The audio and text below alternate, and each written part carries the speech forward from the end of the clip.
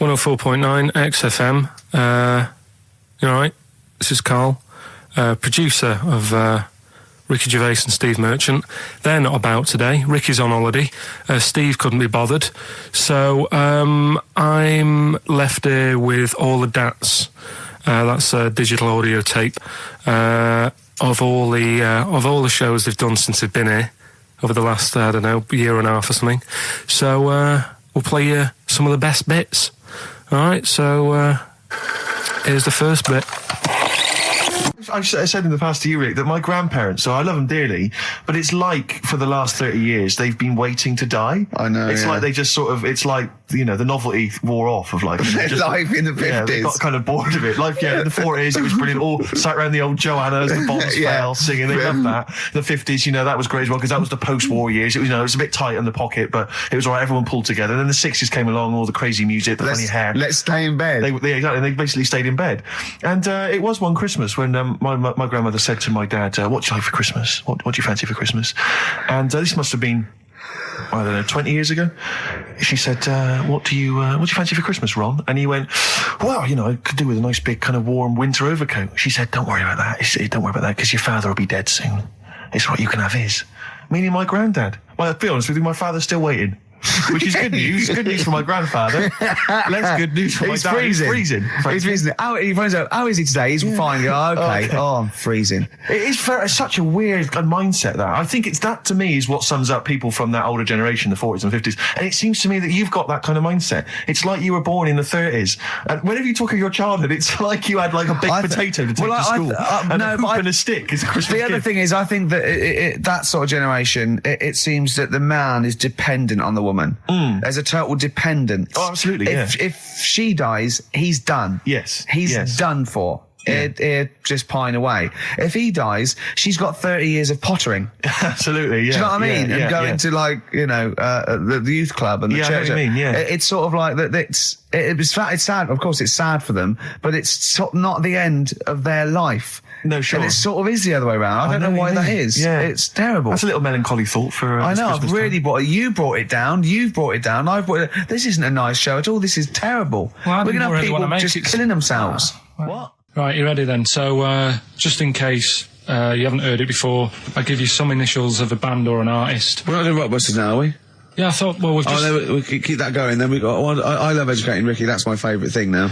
Well, what do you want to do, Steve? I mean, let's do the clues. It's just like he's sort of bigged up the prizes. And so this is only by email. Give the email address out now for people to write it down now, Karl. Right, it's ricky.gervais@xfm.co.uk. ricky.gervais@xfm.co.uk. Only entries on email. Yeah. You're going to get 3 clues. You've got to get them all right.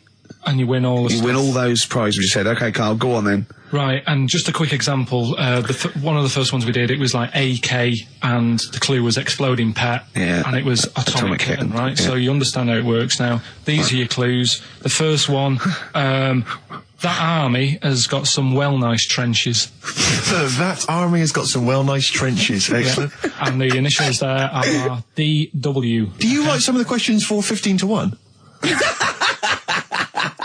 Go on. So that army has got some similar phrasing. Trenches. Okay. Okay. The second one. What were the initials there, Karl, on that person? DW. DW. Yeah.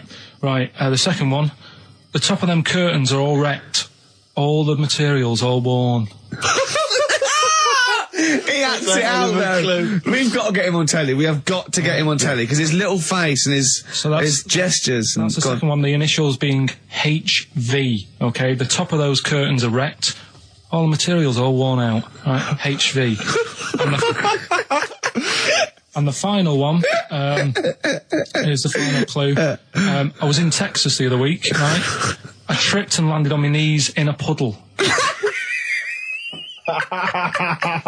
What's the initials? WH for that one. So I was in Texas, I tripped up, landed on my knees in a puddle. So that's WH. Incredible. You've got it! Is it great? It's fantastic! It's desperate. Okay, time during the record. Do you remember you're playing for these compilation albums? We got the Fatboy Slim DVD, Linda Green on VHS, and of course Executive Decision starring Kurt Russell as well. Oh God! So, Steve, do you want to pick a winner? I've got a winner when you give us the answers. Okay, so the first clue was that army has got some well nice trenches. Yeah. That was DW. Who's that? Dandy Warhols. That's brilliant.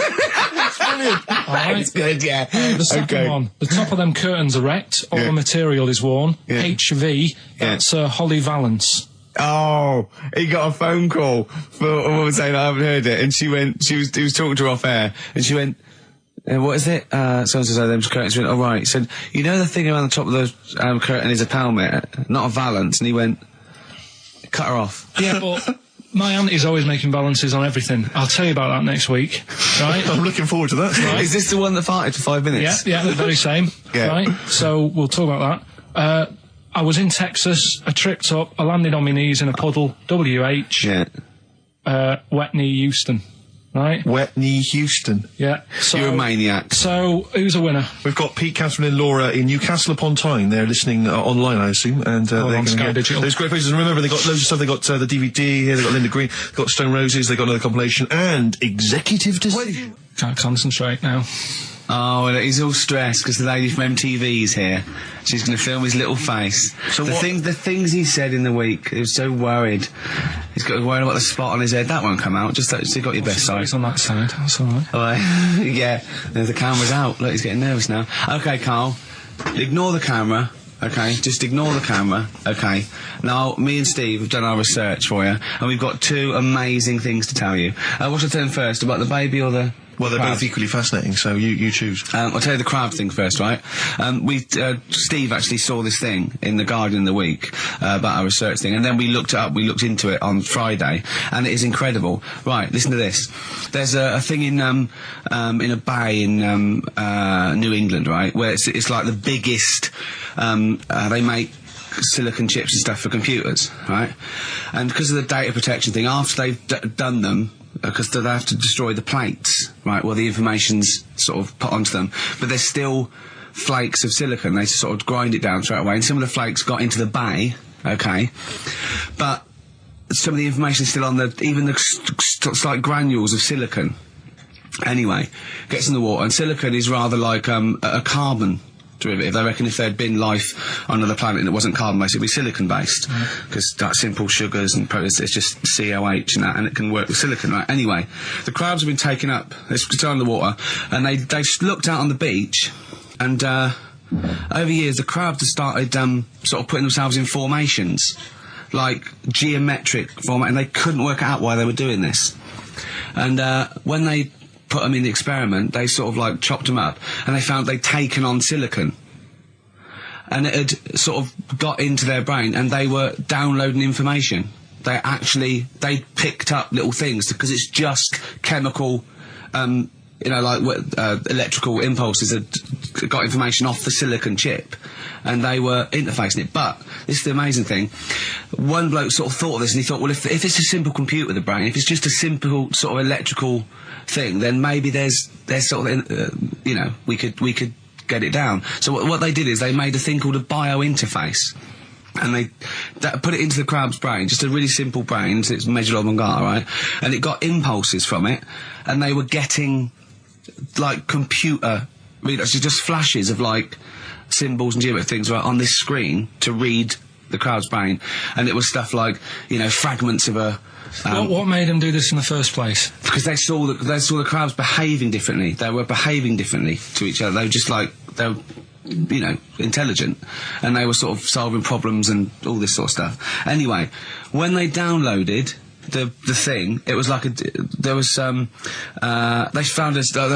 found one of the secretary's names where it had been on the silicon chip, where it was just like a flash of a computer screen.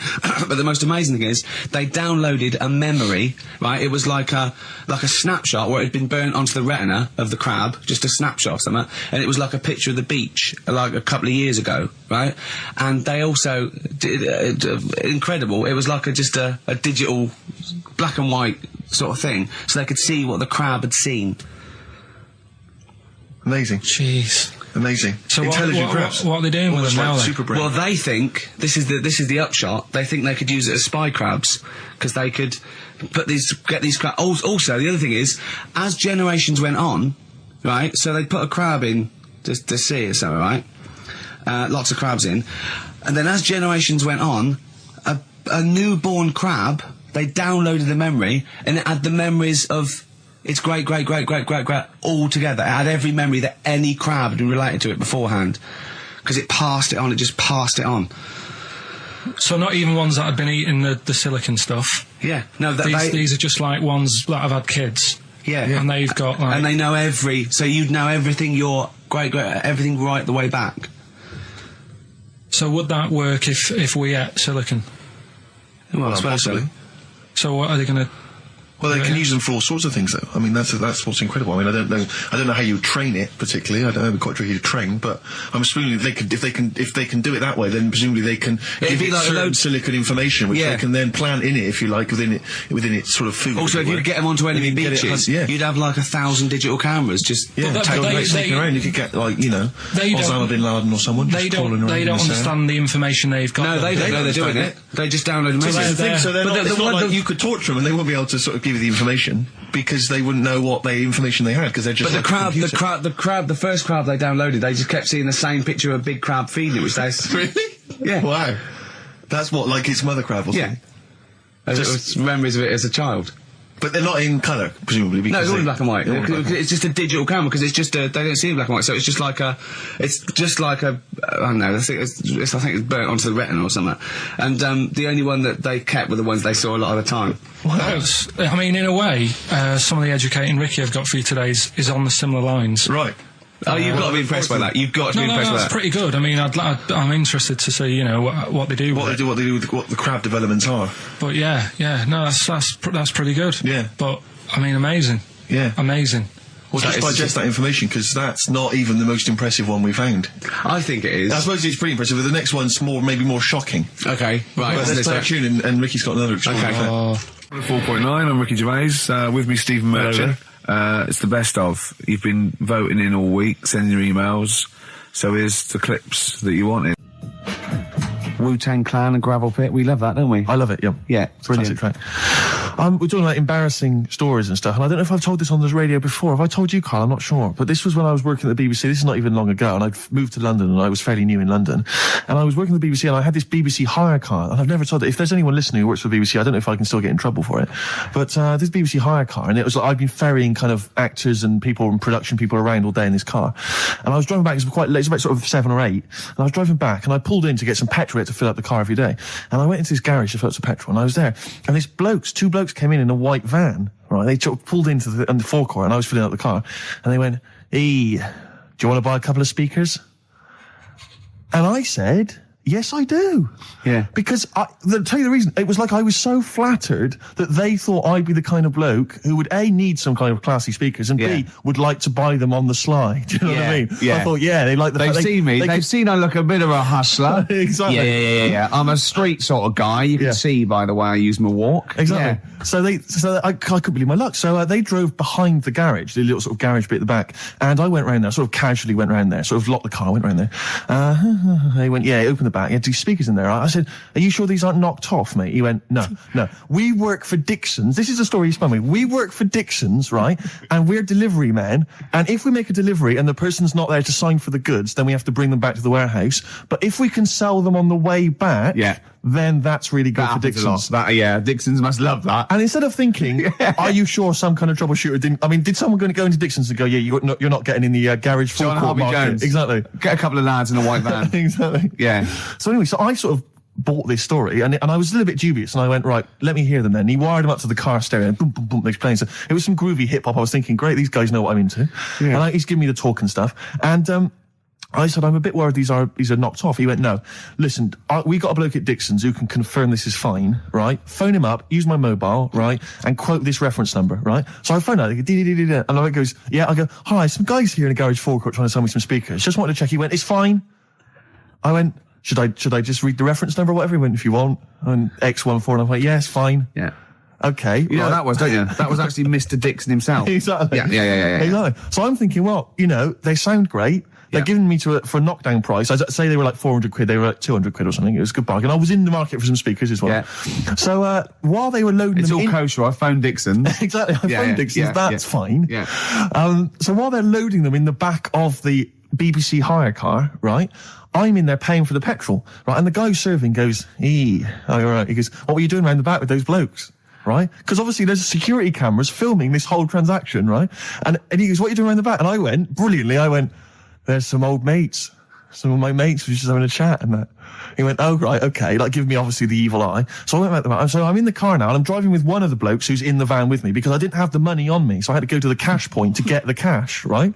So I'm driving with him and the other guy's following me in the van and he was like a northerner like you and he was giving it all the, all right, yeah, you know. I tell my girlfriend's a DJ, she's got some of these speakers, they're fantastic, da-da-da, and he's giving me this. And then my mind starts working. Now that I've got a bit of time to think, I'm thinking, wait a minute, this all sounds a bit dodgy. Yeah. It dawned on me, Rick. You know, Paul, you're streetwise. Exactly. You're streetwise, Steve. Not only that, I was thinking, how am I going to get them home? I've got to drop the car off at the BBC. How am I going to get these huge speakers back to where I live? And how can I pay for them? Because I've just spent £100 on Find the Lady with a couple of blokes in the square. It seemed like a fair game. Some of his friends were winning. But so I explained to him, I said, I can't get them back to like Brixton where I was living at the time. He went, don't worry, give us an extra 20 quid, we'll take them home for you.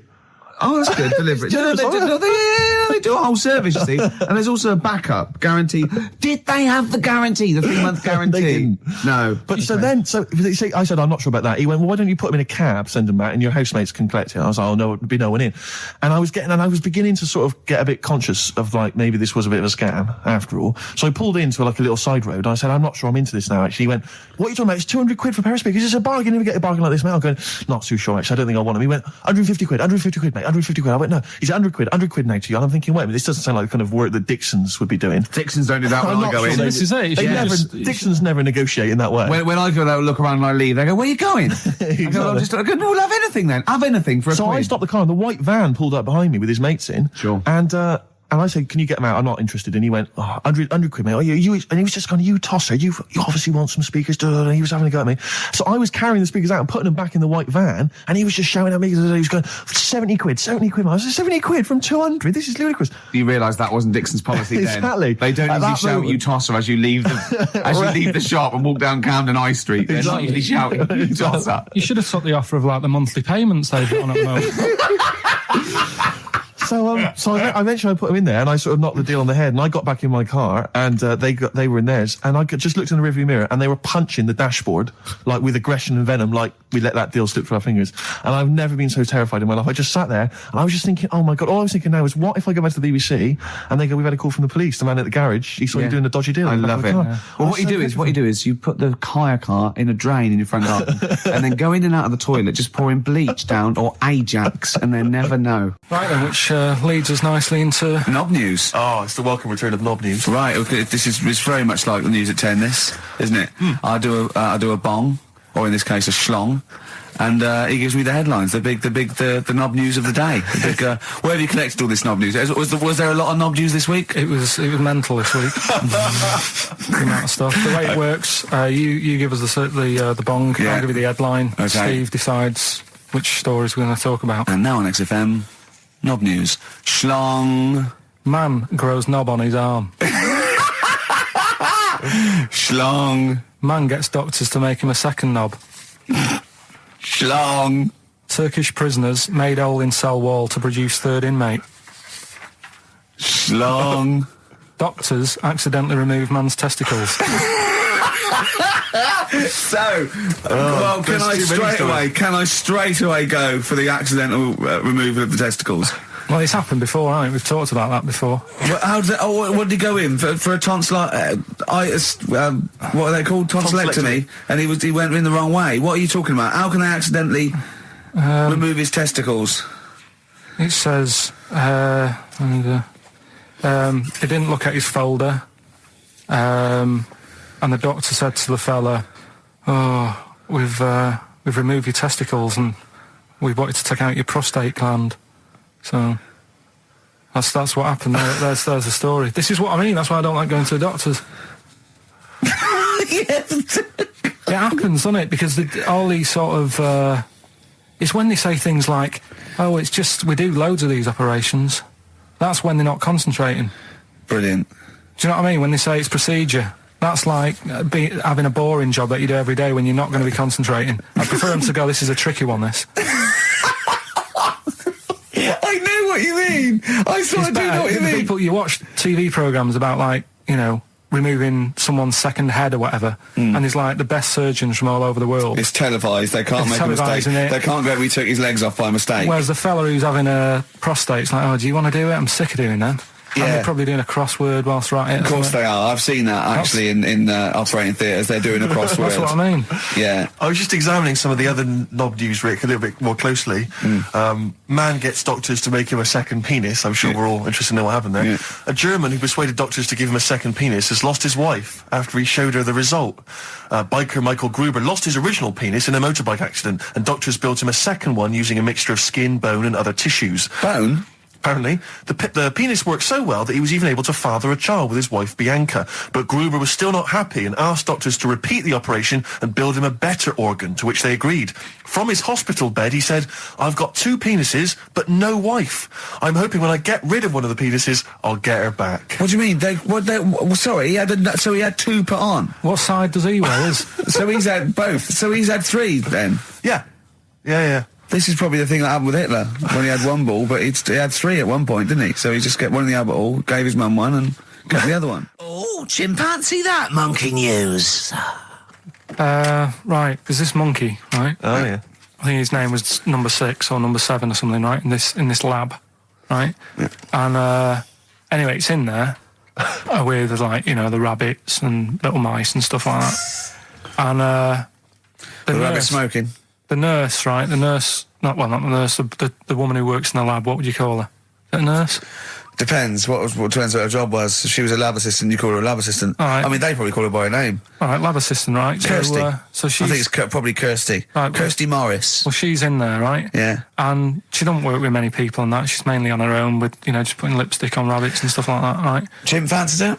So, Chimp fancy her. He's putting on lipstick. Chimp fancies her because she's got hairy legs. He gets pally, right, with this woman. Yeah. Because, it gets to a point when she sees him every day. It's the way he sort of tries to string out like it's a narrative love story. Did the chimp put its hand out and grabbed her, and then you thinking that he made a move on her? So right, come on, he's let him allowed tell the out. story. He's allowed out. Oh, it's not a story, is it? He's allowed out the cage and what have you every day. So he's wandering about, and as time goes on, he's watching what she's doing more and more. Yeah. Right. So he notices like the code on the door.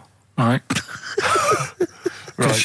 Whatever 247 or whatever. Yeah. And he goes, right, I've clocked that. I've got that. I'll remember that. Right. Yeah. And then he goes, right, there's a lot of Definitely lipstick and that knocking about, a lot of makeup. Right, okay. No, there's no way. Finish. No, because So- Steve, you know what's going to happen. Let him finish. I know what's going to happen. So he's there. It's ridiculous. And he's going, well, if it's there, you know what I mean? So while she's messing about with the rabbit, he gets there, he's in front of the mirror, putting a little bit of lippy on. Right? You are no! I can't. It's gone too far. Little bit of No, it's gone too far, Steve. Right, Your mic's off, Rick. He's finishing Right. the story. So- Turn mine off as well. It's gone too far. Turn him off. Just let him finish. Right, so the thing is, right, it's this monkey wandering about.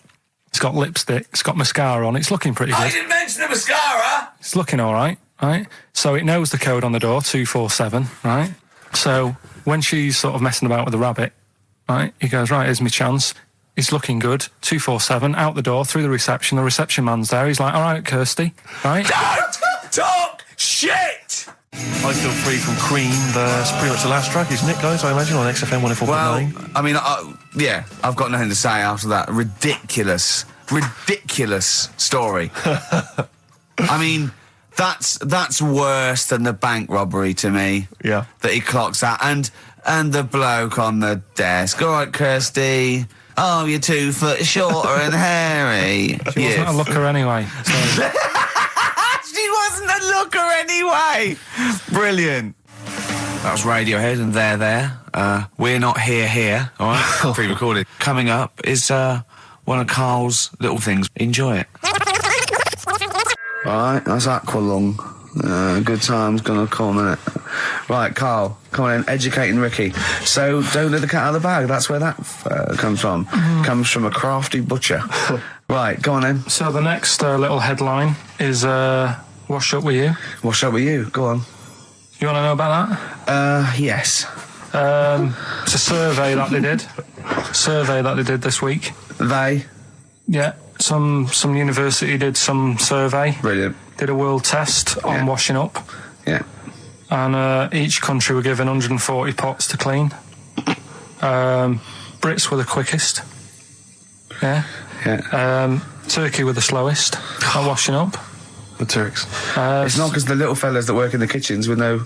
Is it? They can't reach. Spain were the cleanest, and the Germans were pretty good as well. So I don't know where to start with this. Honestly, Steve, I don't know where to start with that. Sorry, what was that? Wash up with you? That was it. But was that it? They survey of washing pots and pans. I didn't understand. You said who? You said Italy were the cleanest. No, Spain. No, Brits were the quickest. Yeah. We were the quickest, but Italy was the Spain was cleanest. the cleanest. Turkey were the slowest. Yeah. Spain were the cleanest. But why weren't we clean then? Because we were washing up. Why were we not paying attention to the? We bits did it of dirt rubbish. We bristle? did it quick. We did it quickly, but I don't understand why it was being rated on. Who was doing it? Was it Annette Newman or Ainsley Harriott? She's quick. Both of them are quick. Yeah. Well, they've got like kind of loads of slaves that do it for them. Did we use fairy liquid? Don't know. It didn't have. Did we use a whole bunch of Boy Scouts? Didn't say that. Just like said, it just said, that. Who had the softest hands? Who had the softest hands?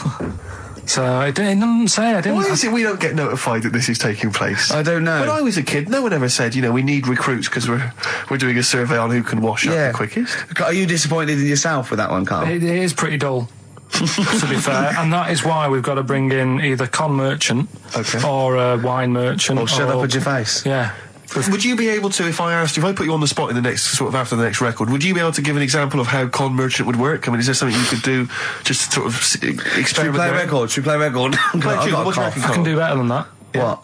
Ads. Go on. Do you know why people tink the glasses before they have a drink? Why they tink? The verb to tink. I do know that, Carl. Is it about poison? It is. Here we are. What, would it make a different noise? Nope.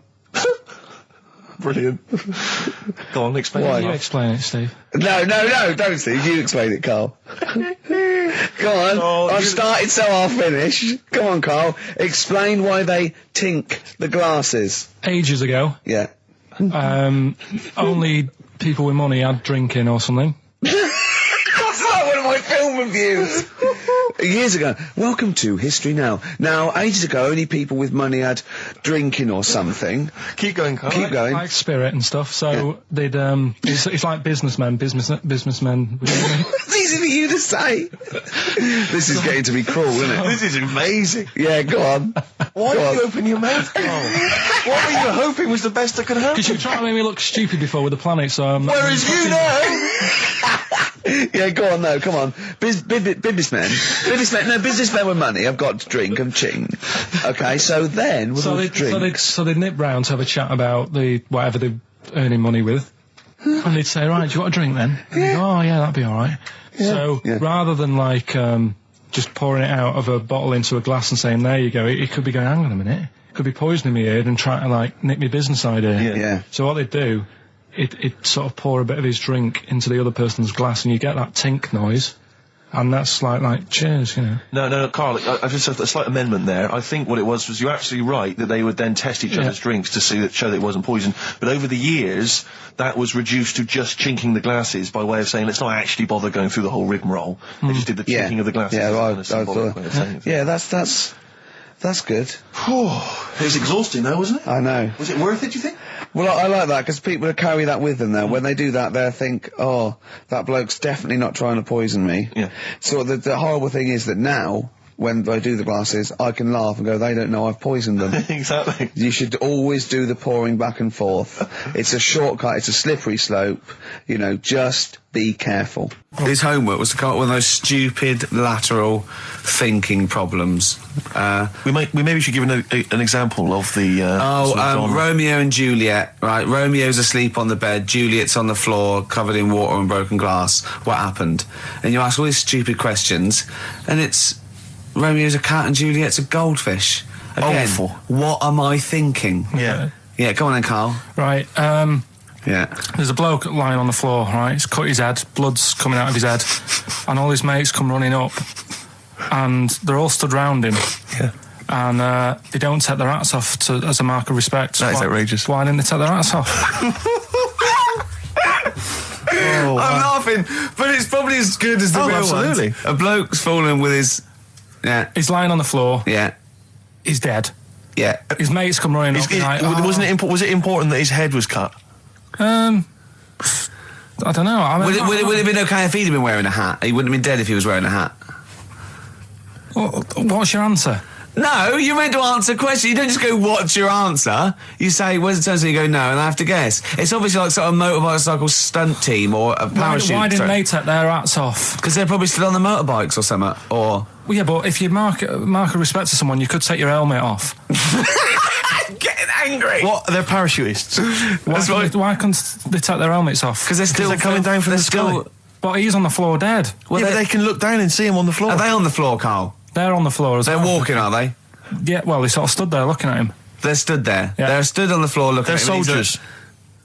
Why? But why? Because it might be in a battle zone. They might have their helmets on, and he's been shot in the head. No. Well, that does work. You see, this is my point. That one works. That one works. Unless you've given us a piece of information where that doesn't work.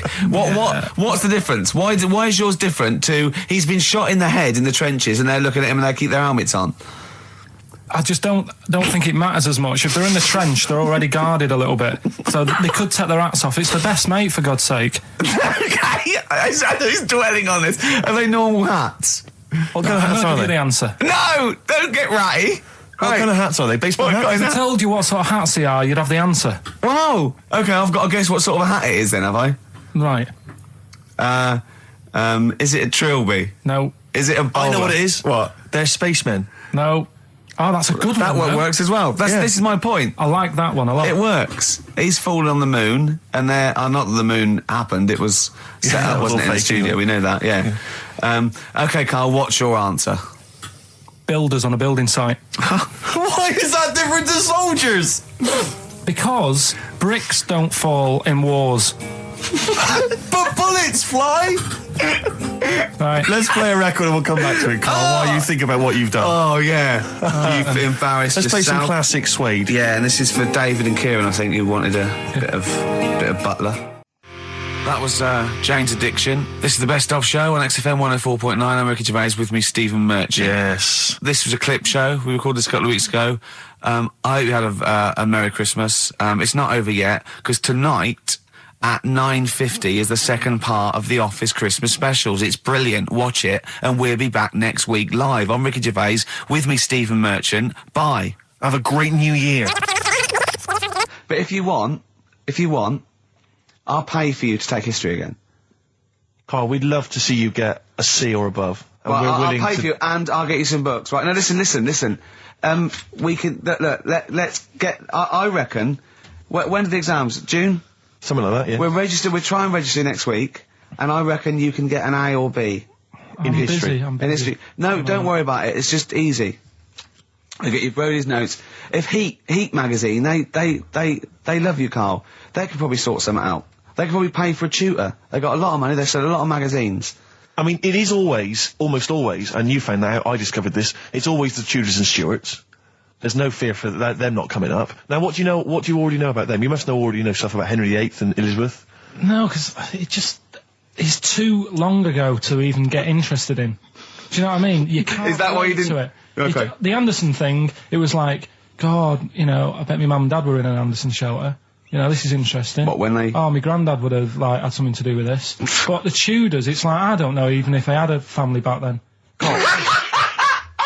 Play a record. If we come back Hang to on, this. hang Sorry, on. Steve, Just because I need to introduce my the new feature. Yeah, for the I record. don't know if I had a family back then. Carl, listen, let me just ask. ask you now, right? If you can finish this sentence, we've got a chance.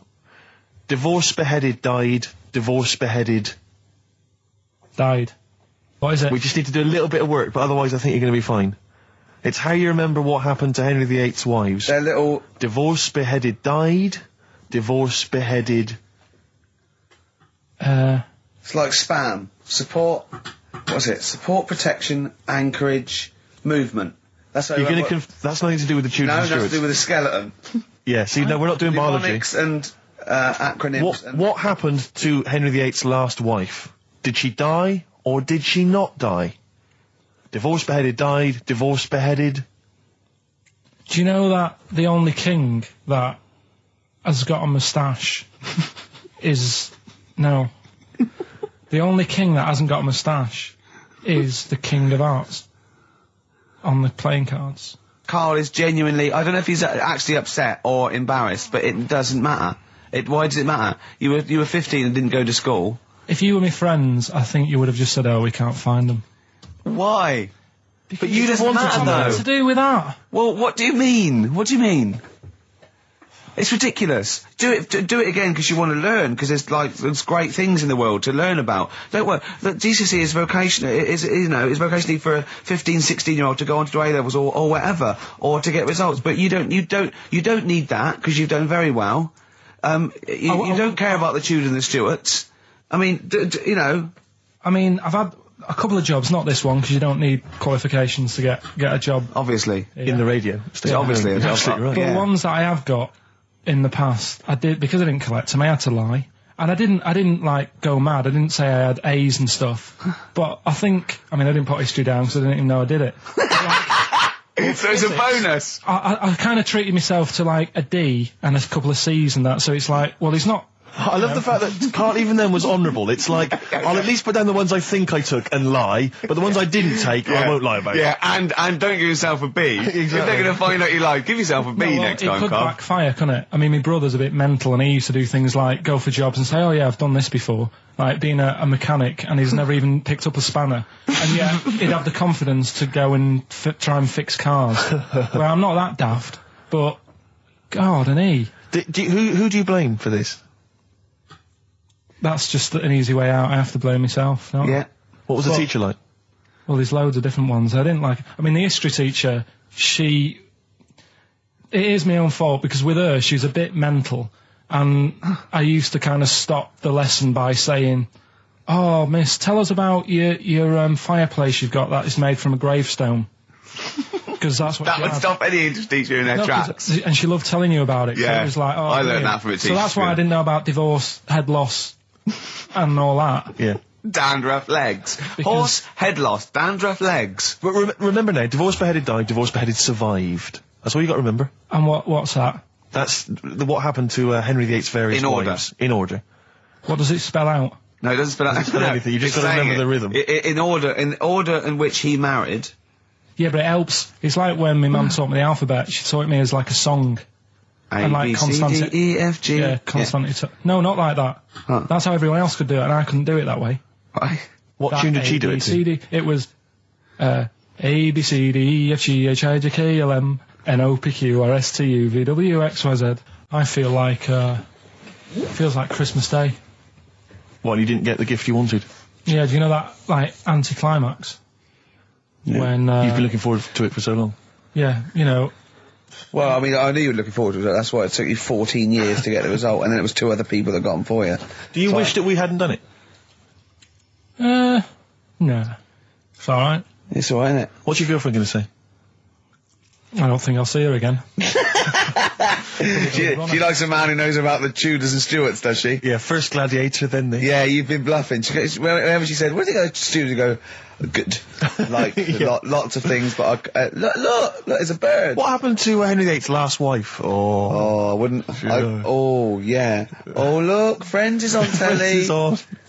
No, I just changed the subject by saying things like, you know, about the only king in a pack of cards. That threw off the scent. That threw us off the scent. That wouldn't fool an invigilator, would it? That's the thing. You can't use that one with an exam board. I'm always looking at stuff. I was looking at stuff this morning because of Yora Geller last night. eating all that funny food and that, and also they all got a bit scared last night, didn't they, with a snake? I didn't see that. So is this I'm a Celebrity, Get Me Out of Here? Yeah, he got all worried about a snake getting on the sort of wandering about in between the sleeping bags and stuff. Yeah. And they were all scared, and it's so easy. Leave it with me. Sorry, the doctor says, leave it with me. Yeah. Leave it with me. Well, they were all scared because there's a snake, and it's so easy to find stuff out. Before they, where are they? Where is this jungle? Australia, I think. Before they went, give it half an hour on the internet. I found out with snakes, you don't need to worry, right? They're deaf, they haven't got any ears. Right. So as long as you're really quiet, it'll probably leave you alone. Yep. And also, they don't have eyelids. So they were suggesting if one's coming towards you, just like kick sand in its eyes. because it can't blink and it leaves it a bit like annoyed and it wanders off. But they didn't do any research before they went. Yeah. And that's I think your knowledge would hold you in good stead. I don't think you need to know any more than you know.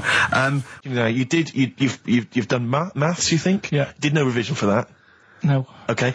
English, do you remember what it was? Did they ask you about Shakespeare? Did they ask you I about can't books? remember, but I must have done it because I thought that was. It was English language, not English literature, wasn't it?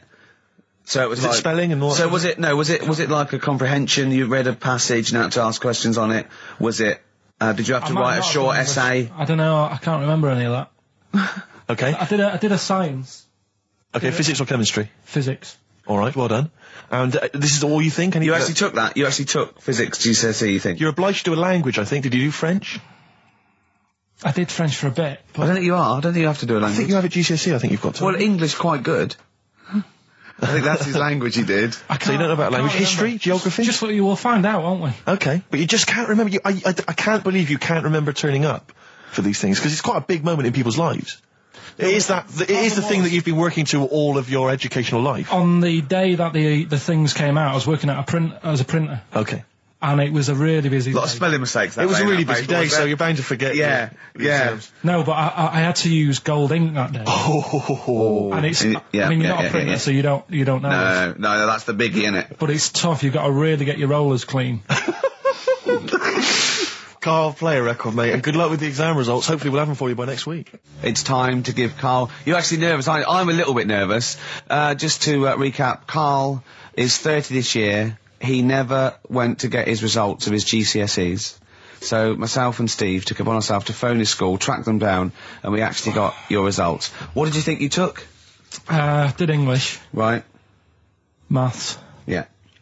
art, Right.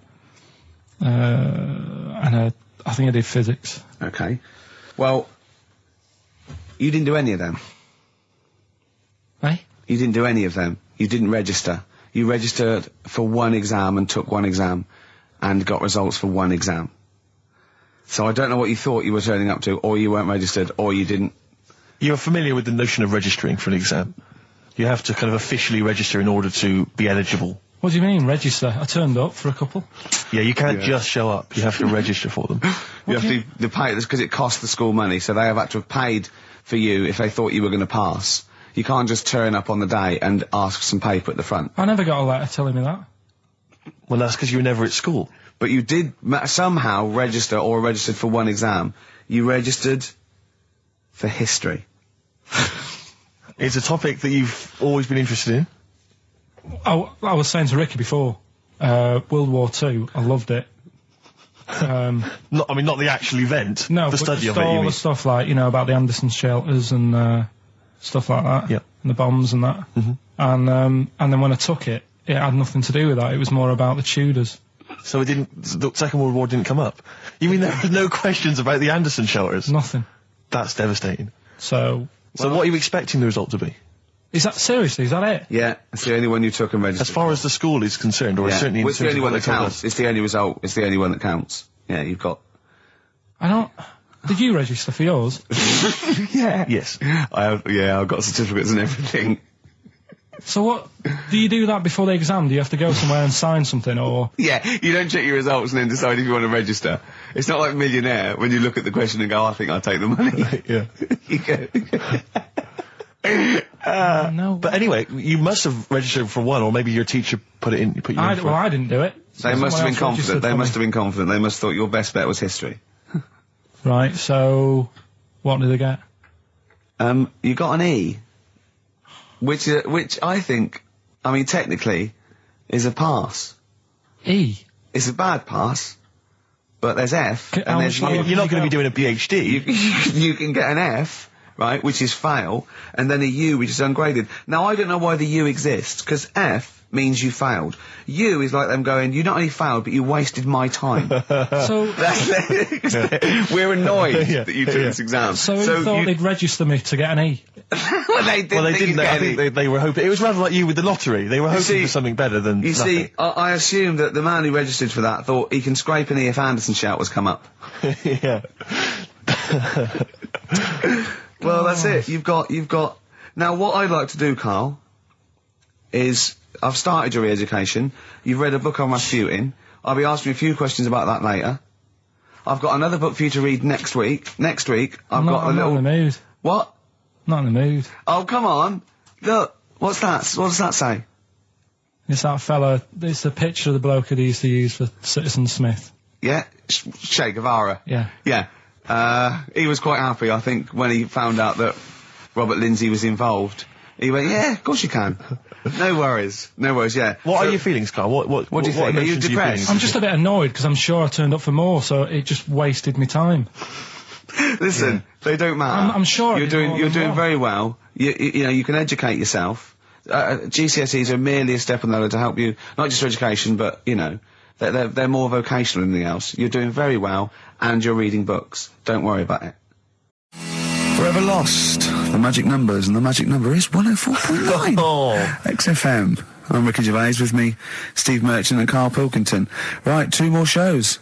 So we're off air for don't know how long. Is that 2 more including this one? Yeah, no. 2 more after yeah, this one. yeah, no. No, it's this is one, and then there's another one. Right, 2 more and that's shows. the last one. There's Okay, 2 right. more shows, yeah. Including this one. We're starting now. Starting now, it's 2 If more I'd have shows. said this at the end, it might have been ambiguous, That was but I've why said I it at the was beginning, there's 2 hours, that's a whole show, Right. so there's 2 more shows. 2 more shows including this one? Yes, well, Okay. obviously. So 1 more show after It's this only one. 1:05. After this show, 1 more. Yeah, one more, yeah. Next week there's 1 more show, that means 2 altogether. Oh, no, it's only 1 more show. Good night. Okay. Now, it better be a good one, Carl. Have we got, Rockbusters? Yeah. To win those prizes? Check. Have we got Monkey News?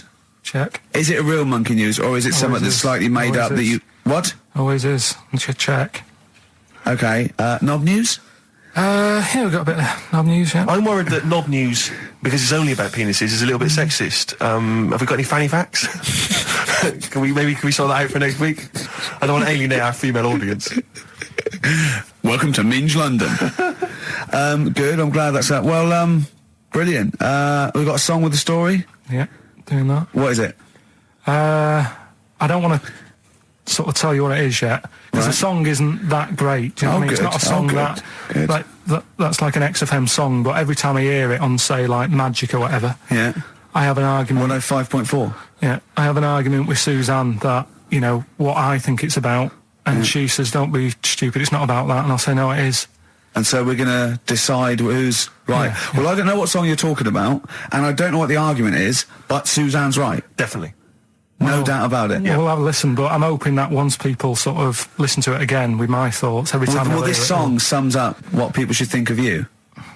It's don't believe a word. All right? That's the sort of links I'm capable of. If that doesn't bag us as Sony, then nothing will. Thin Lizzy, don't believe a word on XFM 104.9. I'm going to miss this show. It's been good. You want to be the only one? No, well, you know, so we'll come back again. We've got a lot to do over the next few months, but maybe for Christmas or just after. But I still call Karl every day anyway. Oh, sure. I called him a couple of days ago. Of course you did. And I went, it was the weekend. I went, what are you doing? He went, oh, just in Regent's Park and that. I went, what are you doing? I said, just going for... oh, Jesus. I went, what? He went, a caterpillar just fell out of the sky. I went, what? He went, a caterpillar just fell out of the sky. God, it's there, it's wriggling around. I went, sure a bird didn't just drop it. He looked up and went, oh yeah. It was a bird. Of course he did. Yeah. For a moment, he thought caterpillars were raining from the sky. I thought I was in Chicken Licking. Yeah. Unbelievable. Why did you think a caterpillar had fallen out of the I sky? don't know, it just startled me a bit.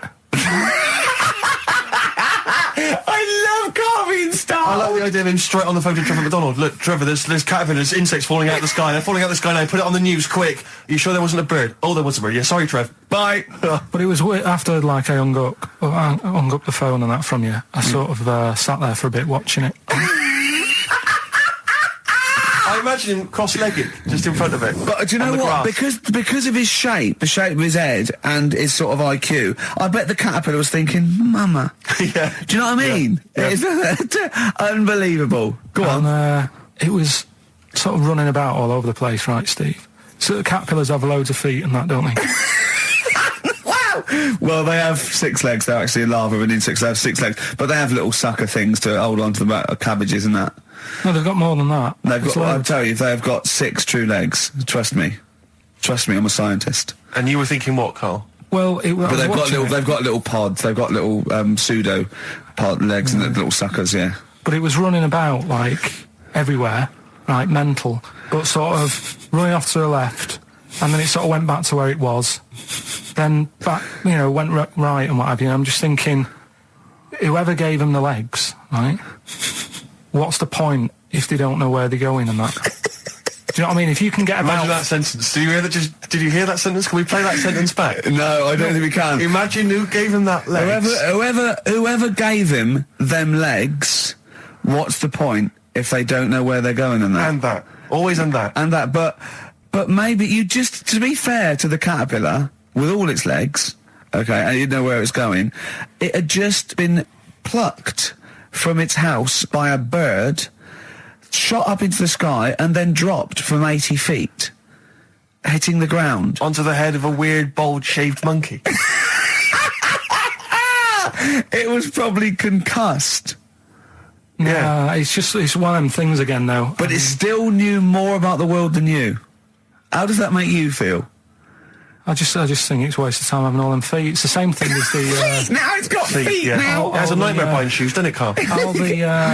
what was it you were saying about leeches and that? Because we were talking about insects. Well, they're not That's just all insects. these- They're not insects. What are they? Well, I think they're probably... probably platyhelminths. Probably sort of like a flatworm type thing. That's what you were thinking, wasn't it, Carl? Yeah, I'm not sure about that. I don't know what the phylum is, but they'd be, What was the leech? What was an interesting Well, leech there's an experiment where you get a maze for a leech, and there's a bit of blood thing, and it eventually finds its way to the blood. Okay, and then it knows. Okay. And if you put it back to where it starts, it knows where it goes straight towards it because it's learnt it. If you liquidise that leech Right. and feed it to some leeches who have never done the maze, because of a thing called chemical memory, they find their way straight to the blood. That is extraordinary. It's extraordinary. Yeah. I mean, it's incredible. We should try that at Hampton Court one weekend. but maybe with some tourists. We'll just blend up some tourists. All the people on them, I'll tell you who would do it. Those people who go on Celebrity Love Island. Any of them. They will do anything to get They will be liquidised. People have enemas. They will do they wank off pigs. They will do anything to get on telly. What about that? Be liquidised and fed to get one D-celebrity slapper, liquidise her and feed her to another slut. So we and blend see up if she Abby can Titmus. find her way and see if she can find her way to Channel 5. Yeah. What a brilliant show, hosted by Jimmy Carr. Of course. That'd be amazing. The Kinks, Better Things on XFM 104.9. Steve Merchant, Ricky Gervais, Karl Pilkington. But do you know this, we're talking about the leech thing. Sure. Right. You're saying put them in a blender. I'm not saying that. Well, someone did. Yeah. Why were they doing that in the first place? Do you know what I mean? How did they find out that if you put leeches in a blender... I don't know. They probably feed kept them to notes. another- I don't know. No. But what made them? Were they just having a laugh? What made them go? Was it a party? It was a couple, a couple of 40-year-olds. They were at a party. It was a couple of research scientists. They'd been given £1 million, and the boss was coming around to say what you're doing, and they were just making a smoothie, and they went, "Quick, See, Mr. this- Yakamoto's come round, throw in some leeches." What are you doing? Just leeching. Just feeding these leeches to some other leeches. All right, well, that looks like science. I'm off. Well, that's what they Here's another £1 million for next year. Bye. Yeah. That's how they work, though, isn't it? A lot Yeah, of these that's scientists... exactly how they No, work. I'm That's just it. saying they're getting away with murder. Go on. Well, just the way they do sort of spend And loads he of time. can't say anything in front of him because everything's got a point with him. You can't have a conversation with Carl because he always sort of puts in a curveball. You tell him something, and the question comes back that you never could have expected. When I told him that story about the monkey who'd run away because he had an argument with his father, he said, "What was it about?" Now, no one in the world thinks that. No one in the world would ask that question. The leech thing. Do you know how you said show the leech the way to its better food, whatever it's eating or whatever, Yeah. in the maze, right? Yeah. It makes its way, Yeah. right? It eats the cheese or whatever. Right? Blood, right? And then you give it... Everything's a cartoon with Carl as well, isn't it? Everything is a cartoon. It's a leech with a little hat and a little baby bell at one end. But what happens if you got another one and move the bit of blood, right? So feed those two leeches to one, then what? So is it going to get confused or... Do you know what I mean? Which way will it go if it's eaten two leeches Yeah. that have done two different ways? Yeah. Is it sort of stressed out? I don't know. It probably knows both routes. It probably goes, well, there's one over here. Oh, there's one over here as well. I'm happy. I've had 2 for the price of 1. Right, and, okay. I'm full of leeches. Then what's the best that can happen for? I like, don't. What are you talking about? What do you want out Because of me? I'm just saying, if by doing that, they can go, right, we can do this. We're humans. I'd say, Oh, what do you mean? What do you mean in the name of Christ? do it with What do you humans. mean? all I'm saying is, what's the point in doing it? Think what do you mean? If you could do it with humans, I'd say, But well, what right, Carl, think about what you're saying, man. yeah, I'm saying. If you could do it with humans, do what with humans? Say if Einstein, right, didn't do all that maths that he did, right? Say if he got to E equals and then he died. Squash his brain, give it to someone else, say, right, eat that. And they go, right, it's E equals MC squared, isn't it? What I'm saying is... But they wouldn't. They'd go E equals, wouldn't they? If it was chemical memory, they'd go, E equals, yeah, same as Einstein said. Yeah, I just ate his brain. What am I saying? What have you made? Carl, think what you're saying. It's unbelievable. The thing is, right, you are what a scientist does. You just keep saying why and what and why and what, but nothing's ever enough for you, which is good. It's nice to have an insatiable... I get annoyed with all the amount of time and effort that's put into stuff that's useless. What's the next stage to squashing that leech? If it's not going anywhere, forget it. Work on something else. It's the same way in some science magazine I was reading about, is there anything smaller than a quantum electron or something? Yeah. It's like, if it's not getting in the way, don't worry about it. Why are they worrying about things we can't see? If you blended up Carl's brain and fed it to someone, would it make any difference? They wouldn't even notice, would they? It would, no. You fed it to a leech, and the leech would go, I don't know what I was doing. I don't know what... Where was I going? I'm even more confused. I don't know. Talking of leeches, did you see the dregs that they put into Big Brother last night? I've not been watching it. It's bad enough anyway. It's a house full of people you wouldn't cross the road to save, right? Yeah. But there's 3. They've put in 3 more to spice it up a little bit. They've put in a low esteem model. Sure. Right? They've put in Mr. Bean, who is the whitest man I've ever seen. Mm-hmm. I mean, it's like a new race. Yeah. He's nearly see-through. And this thing that looks like Matt Lucas in a bikini. Wow. Unbelievable. The fat things on her back, I thought she was coming towards me. Really? It was unbelievable. And the first thing she said, she went in, she looked in the mirror, adjusted herself and went, "Oh, me minge." That's the level. Do these people have relatives? Is there anyone in the world who knows them, claims to be a friend of theirs? Families. Do they have family there, or the family just moved away? No. They're probably their family. Their family are probably quite proud of them because they're on the telly. It's probably like saw your daughter last night saying "all we minge" on the telly. Yeah, she was on the telly, wasn't she? Yeah, she was on the telly. What about the bit about "all me minge"? She got one out immediately. Went, got it out, lobbed it out. It's unbelievable. It looks like an experiment. I can't watch it anymore. It's just too much now. Because I can't relate to those people in the first series. I always remember it seemed like a genuine social experiment. Yeah, exactly. There was intrigue, there was drama. Yeah. It was genuinely great hypnotic television. Now it's like putting ants in a jar and shaking it. I don't know what's. But even now, I couldn't watch that once a night every week. No, I know. It's just. It is unbelievable that what people are willing to do now and the title, because I've just put in people. It's unbelievable. It really is. You don't care about anyone. But I suppose what's good is that I think you watch it now because you want one of them to fall over and hurt themselves. Yeah, or just choke on a chicken bone. And no one else in the house knows the Heimlich manoeuvre. That's a good idea, isn't it? Yeah, feed him more chicken. Send him more roast chicken. So we got a wonderful celebration for you.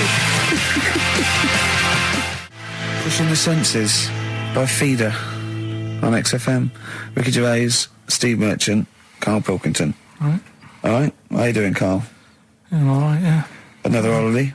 Well, it wasn't holiday. Well, it was. You had 5 days off work. Why isn't it holiday? You had 5 days not working for a living. You know how many days holiday gets a year now? 29. Oh, that's more than teachers, isn't it? It makes me sick. It makes me sick. Well, I know the kind of hours you work, Rick. It's mad. I mean, if you're not in work by midday, you're furious. No, but I mean, I'm always... 29's normal for the normal working person. Yeah, but, you know... And anyway, it wasn't a proper holiday. I went to see my mum and dad. It's nice to see them and everything, but it's not holiday, is it? Why? It's not going away. It's not getting on a plane, is it? Going away. Oh, is that definitely a holiday? What happened before 1950? I don't know. People used to go... yeah, exactly. People used to go to Blackpool or Brighton. That was holiday. Yeah, but I didn't Where did you to... go? Went to Wales. There you go. Lovely holiday. Lovely holiday. Have a holiday in Wales. That's what they say, innit? Come to Wales and have a holiday. That's what they say, innit? So come to Wales and meet your parents. Come to Wales and have a lovely holiday. Right. Well, anyway, it was good and that. It's always good to see him. Right? Yeah. But week off work. do you know like my mum likes gnomes and stuff? Yeah. Right. Of course she does. She's lived with one for 30 years. She said, get your dad to take us to this park where they've got 6-foot gnomes and stuff. Right. Have a walk about. Sounds like a nightmare. Yeah. Sounds like a living nightmare. Keep an eye on Carl. So anyway, he stood still for 2 minutes. Someone bought him. No. You can't buy them and that. It's like a little exhibition thing, Yeah. right? And it's part of a hall, right? This big hall that you have to pay to get in. But we didn't want to see the hall. I just wanted to see the gnomes. Of course you did, yeah. So anyway, my dad says, yeah, well, we can get in there for free. Of course he did. Clever. Right? So we parked up on this little country lane, right? No one about. We walked How much down, was it to go in? Like £2? about £3 each. Yeah. But he said, well, yeah, but if you don't have to pay, do you know what I mean? You enjoy it even more, don't you, when you're walking about and you think, I've got this £3 in my pocket, no one's having it. Yeah. Right? No, looking over shoulder for a bloke with a peak hat saying, can I see your ticket, please? I wouldn't enjoy it more, no. Go on. Yeah, but you don't worry about it, do you? You got a bit of money now then, Rick. You've changed. So anyway, so we had to walk across about 4 fields. For £3! Right, and what happened was we're walking through all these fields and what have you, big grass and muddy bits and all that, 'cause it'd been raining, and climbing over fences and stuff. And we're in this field, right, and I look to my right and there's about 30 cows all staring at us, right? And Suzanne started to panic a bit. She said, we shouldn't be here. Dad says, of course we can, we're allowed to go wherever we want, all this land, it's Ramblers' rights and all that stuff. Yeah. And take a cow if you want. So, unattended. Serves him right for leaving him in the field unattended. I'm having one. Yeah. And keep us fed for a week. across. Anyway, these cows start surrounding us. Surrounding us. Oh, brilliant. Oh, no. Face off. And Suzanne's panicking, going, this isn't right. We're not going to make it to the fence in time. They're moving faster than us, and he started sort of running a bit. Wow. And It's like Dad some was kind of bovine West Side Story. Don't A gang of cows coming at you. don't worry about it and stuff. But my dad had to sort of stand there and wave a stick at him. Of course. And we got away, but Suzanne was having a bit of a sweat You on, got away. saying, we could have got killed. Sure. And my dad saying, no, it never happens. And I just wondered if it does, if there's a risk of... Yeah, it is rare, but there's been a couple of cases of being trampled by cows. They're not aggressive. They sort of run through you. Well, they're aggressive if they've got a calf. They do have kids. What? They had kids with them. Kids, yeah. That's a goat you're thinking of. Yeah. Maybe they were trying to sneak into the gnome thing, and they were worried that if too many people did it, they thought some cows, we can just sneak in. They Where were cows, trying, yeah. No one's expecting cows. And the cows to were going, humans. walk upright like you're human. Don't walk upright. They thought you'd blow their cover. Yeah. Yeah, people have been killed by cows before. Yeah, that was the highlight. And then... So when you arrived there, you were presumably covered in mud, looking like something that had just come from Glastonbury, staggering around this exhibition. It wasn't that bad. It was just like a woods, and it had a funny sort of funeral, like a graveyard thing. Right. With bodies sort of hanging out the ground and that. And we had What? these 6-foot gnomes. Right. And then we just set off again, walked back. But we didn't Sure have to this go wasn't a through the field. dream? No, it was good. But then I got back, right, Steve, and called up Ricky. I said, right, are you about? Have a chat and that. So he said, I'll just come round. It's a nice day. Have a drink and what have you. So I got round there at about 6:30, right? Go up to his door, knock on his door, right? He stood there with his tackle out. Oh. Yeah, what did you make of that? What was wrong with that? What do you mean, what's wrong with that? Why were you looking at it? Why were you odd. looking at it? I tried not to look at it. But again, you're always sort of attracted to it, aren't you? Kind of like...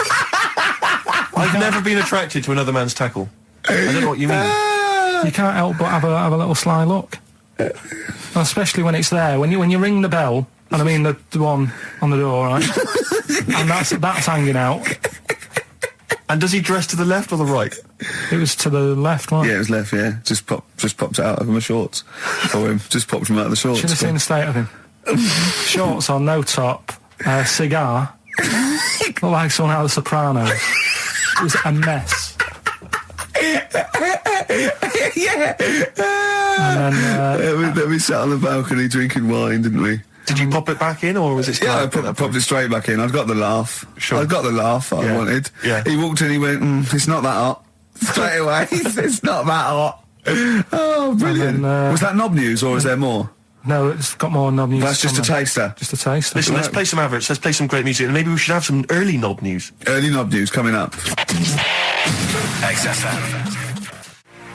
Landed by Ben Folds on XFM. I'm Ricky Gervais, Steve Merchant, Karl Pilkington. We've had a couple of emails, Rick, saying that there have been reports of people actually being killed by cows. Yeah. So it is actually quite a lucky escape for Karl and his family. The worrying thing about that is it's tragic, and anyone dying unexpectedly, it's terrible. But what makes it worse is when it's something like being killed by cows, because there's a slight humour aspect. Yeah. How were you killed by a cow? Yeah. Like, for example, if you were killed by a falling safe, Yeah. the vicar might laugh. Yes. That's my worry. Yeah, well, I read a story in the paper of a man who fell out of a window and died. He fell out of, he was like a third story window and he fell out. But it was slightly amusing because at the time he was mooning. I know. For a laugh, he was mooning someone and he fell out. I know. So when he fell, even though it was tragic, he obviously had his trousers around his ankles and his arse out. I know, the thing, there was a kid who died, got hit by a truck mooning. But you know, the worst thing about that is, it's not funny enough to be killed for. No. Mooning isn't funny enough. No, it's just not a good enough gag. Do you know what I mean? It's a witless sort of thing to do, and then to be killed for it. If you'd it's just done a 2-hour impromptu Eddie Izzard style, routine, and then you got I know. tragically killed, that would sort of make sense. But doing something that's a little Mooning, bit- it's almost karmic because it's such a bad joke. Yeah, it's like in exactly. some weird universal karmic way. It's like if you hadn't been mooning, maybe you wouldn't have got killed. I know. If you hadn't done such a lame joke, maybe you'd be okay. Yeah, but that's it. But there's lots. Yeah, you don't want to be walking along. You don't want to be walking through the garden and stand on a rake and it flips up And it hits with you the so kind of, hard. and it's like a boing noise as it hits and you. it hits you so hard that it kills you. It kills you, yeah. Or you fall out of a window and a cactus goes up your bum. You I don't know, want you're that. killed by a It's- cactus up the arm. I know. A cactus Or up you're at a concert and a fat woman stage dives. Yeah. And she just Lands on squashes you, you. yeah. How did he die? He was squashed by a big hefty... Mama Cass just jumped on him. Just big fat woman squashed him to death. Yeah. Tell you what. Yeah. Tell you what though. Right. Talking of fat women. Go on. I'm not having a go. But did you see Michelle McManus on? Oh, man alive. You are what you eat. What had she eaten? Girls allowed. Look at that. It was unbelievable. No, but to be fair, she Did did you eat see her in her bikini? Whatever? Yeah, well, yes, but she was always a little bit... Yeah, but just a little bit. Well, no, she eats too much, right? But what I did like about it was that she had a go, she did lose Trying her... hard and that, yeah. Huh? I quite liked her at the end of it, really. Yeah, She's not an unpleasant woman. She's a lovely woman. But, I mean, like I said before, there was that interview in Heat magazine where she, I tend to eat 11 packets of Doritos a night. Yeah, 11 I mean, yeah. come on, Michelle. That's too much, isn't it? Unless you're trying to win some kind of competition, like trying to find some kind of, a golden ticket in one of the packets, there's no excuse. What could you possibly be trying to win to eat those every day? But she's not. It wasn't her who annoys me. It's that doctor in it, that woman. She does me head in. Yeah. I can't be doing with her the way. Well, she's not actually officially a doctor, is she? No, and her bedside manner's not very good either. No, it's like the fear tactic. That I think you want a little bit of... And what does she look like? I mean, she doesn't look like the sort of peak of health. She's got No, I that know. weird sort of witch-like crone But it face. can't be I know. good for you hanging about all that poo all the time. She's always delving into that every other day. I used to be told, don't mess about with dog poo because it can make you go blind. Yeah. She's constantly at it, Yeah, I know, yeah. rubbing through it. And it annoys me the way it's like, well, let's have a look at your poo. Let's see if you're eating the wrong types of food. The person's about 33 stone. Yeah. It's obvious. Yeah. Do you know what I mean? Yeah. Don't need to look at that. It just whine. And I'll tell you the thing that, I've never had it done anyway, right? But the colonic thing. Did Michelle have that? I didn't see it. Yeah, she had that she done. had that. And they're showing it, she sat there sort of lying down. She's like, oh. But I don't understand why people have that done anyway, unless you are sort of bunged up. Yeah, or you've got a cactus up there. Or, Yeah. but the other thing is like the way, like it's a clear tube. Why do you need to? You know what I mean? Why do you need to see what's whizzing past? You know what I mean? Yeah. Like it's some sort of generation game. You've got to remember You've what's got to going remember past. everything, then you win a prize. Why can't they just look at it in the bucket after and go, right, yeah? Well, why look at it at all? Why do you need to look at it? Well, it's... Out of interest, isn't it? see what's come out, I don't know. So yeah, that's where that went. Oh, that's what I've been looking for. That remote control. How does it work? I don't want to go into graphic detail, but they just send water up there, don't they? No, caffeine. Caffeine? Yeah, so it's like it's like a gallon of coffee. Wow. It goes up there, and it wants to come out immediately, obviously, and then it percolates. But when did that happen? How did someone sort of go, tell you what you want to do? I think it was first invented on distraction to win a car. I don't know, do I? I suppose they thought there's stuff up there that's not coming out.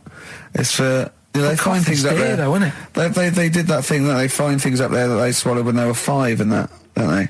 Lego bricks and stuff. Exactly, marbles.